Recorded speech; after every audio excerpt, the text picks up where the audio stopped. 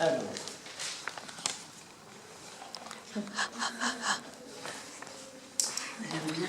Ça s'appelle comment ça? Le manteau. Des manteaux. Et je peux vous dire que quand vous avez ça sur le lit propre, Ah, c'est génial. je crois qu'il est un peu petit pour lui, mais bon, pourtant c'est une taille adulte.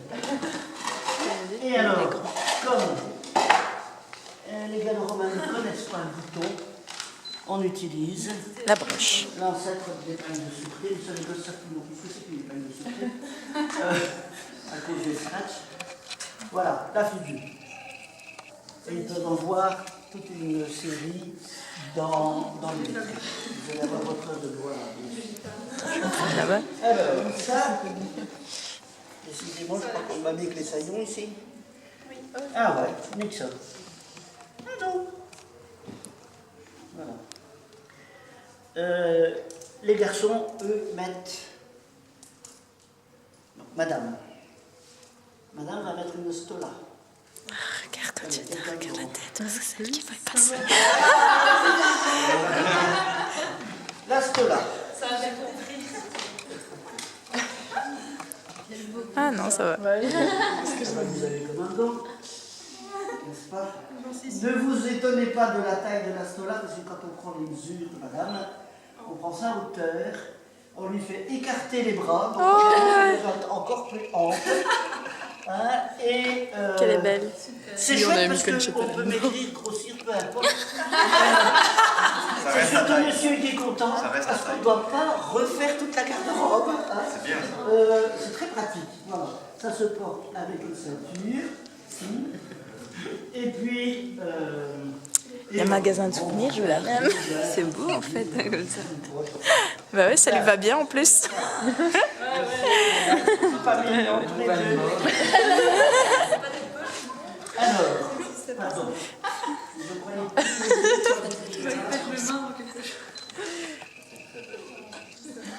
Allez, vas-y, fais-moi un petit Shakespeare, là, vas-y. Fais-moi quelque chose.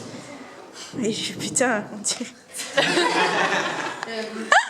Mais je sais pas, surtout lui. Il n'y a que sa tête qui dépasse. Pour tout le monde, c'est la tunique. Alors la tunique, garçon ou fille, la tunique, manche courte, manche longue, peu importe, ou pas de manche du tout. Ça c'est pas pour grand, il n'y a personne qui va la mettre, je pense.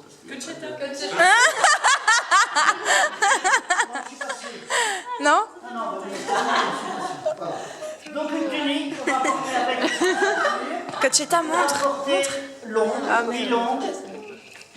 Courte, par exemple, les garçons vont mettre la tunique courte sur des braies.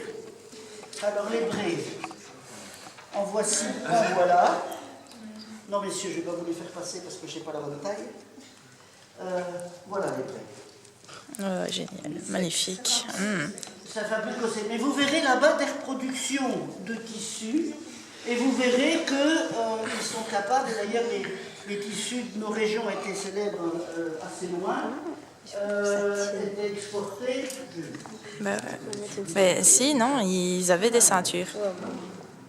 Non, pas du tout, il allait s'endormir comme ça. Qu'est-ce que je disais? Les tissus étaient pas... Oui, les tissus étaient exportés assez loin d'ailleurs. Et on sait qu'ils utilisaient, comme ici, le chevron, c'est quand même déjà une armure, c'est-à-dire un tissage qui est assez compliqué. On peut faire ce que vous appelez de l'écossais, hein, une sorte de carroyage. Bon, il y a Bah ouais, ça lui va bien en plus. bien sûr. Et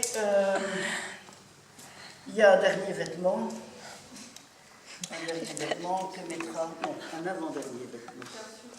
Que mettront les garçons? Imaginez un garçon qui sort, il a ses braies, il a une tunique au-dessus. Et au-dessus, quand il fait froid, il peut mettre le saillon s'il fait trop froid. Sinon, il va mettre... C'est un truc, ça. Un poncho. Ouais, un poncho. Allez, Axel. Mais le mot poncho, c'est l'Amérique. Ah non. Le mot latin, c'est... Regardez comme il est mignon. Oh, ça lui va bien. Montre. Regardez comme il est mignon. Voilà. Montre.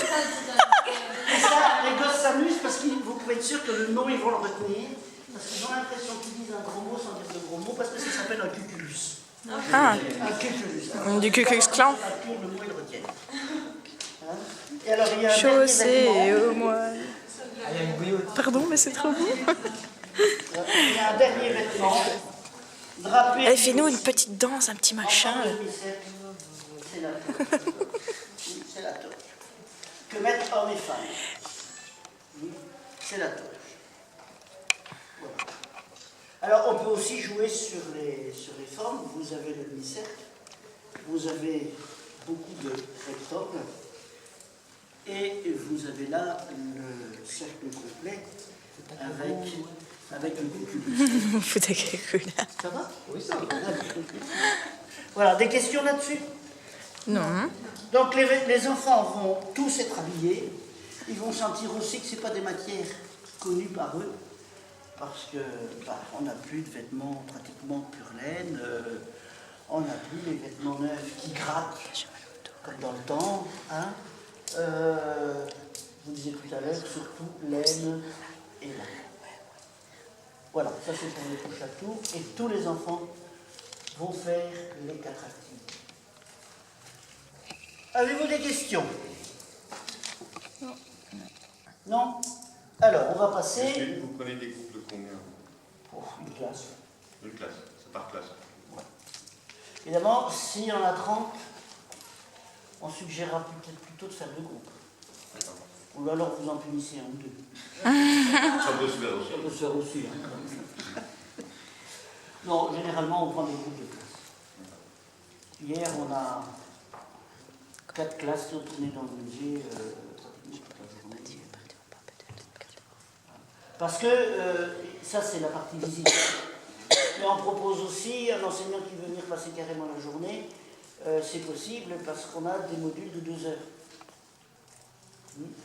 Et on peut coupler, et ça vous aurez ça dans le dossier que vous recevrez au retour à l'école parce qu'on vous a donné à votre professeur, on a toute une série d'ateliers au travers desquels ils vont découvrir, pour les plus petits, il y a surtout la poterie. Pour les 8-12, il y a la découverte du textile, des vêtements, des matières colorantes, et ils sont mis devant un métier à tisser miniature qui reproduit le tissage vertical sur métier vertical comme à l'époque, et ils repartent avec leur morceau de tissu. C'est rarissime qu'un enfant reparte sans rien. De toute façon, l'animateur s'arrange pour qu'il y ait au moins 3 cm et qu'il ait quand même compris quelque chose. Bon. Il y a une activité sur la construction, qu'on appelle agrimensor. Au départ, les objets de construction de la maquette de la ville appelée à l'évêque, et avec les instruments de l'arpenteur de l'époque, l'agrimensor, c'est pour ça qu'on appelle ça agrimensor, avec les instruments d'arpenteur de l'époque, ils doivent, sur un plateau pierre, reconstituer la maquette de la villa Méringue. Qu'est-ce qu'on a encore? Oui, vous verrez tout à l'heure, il y a un atelier hygiène. Vous aurez l'atelier hygiène 1 heure, mais il y a un atelier hygiène 2 heures. Qu'est-ce qu'il y a aussi? Un atelier sur le travail du bois. Et alors on leur propose de fabriquer une toupie et de repartir avec. Qu'est-ce qu'il y a encore? On peut avoir des ateliers alimentation aussi. On leur fait faire une préparation, on leur fait découvrir ce qu'on mange à l'époque, comment on se nourrit à l'époque. Qu'est-ce qu'il y a encore? Je crois que c'est à peu près tout, c'est déjà pas mal. Oui, poterie, il y a plusieurs niveaux de poterie. Ce ne sont pas des activités occupationnelles. Hein. On n'est pas plein de jeux.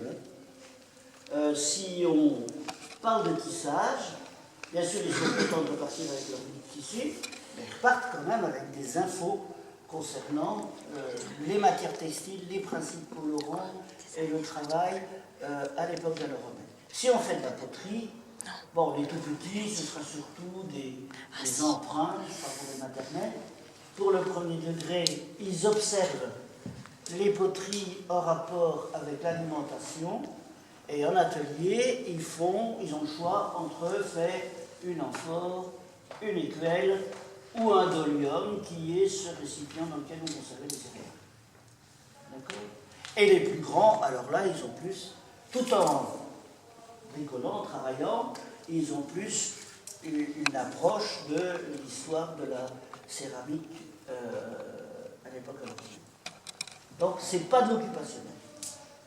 Pour ça, il y a les plaines de jeu, il y a des tas d'organismes qui proposent ça.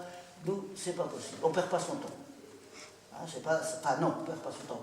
Je dis pas que c'est de la perte de temps, parce que les moments où les enfants peuvent apprendre avec les mains, comme disait le philosophe grec Anaxagore, l'homme pense parce qu'il a des mains.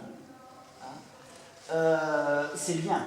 Mais ici, on a une dimension aussi d'un contenu historique qu'on apporte. D'accord? Oui, alors.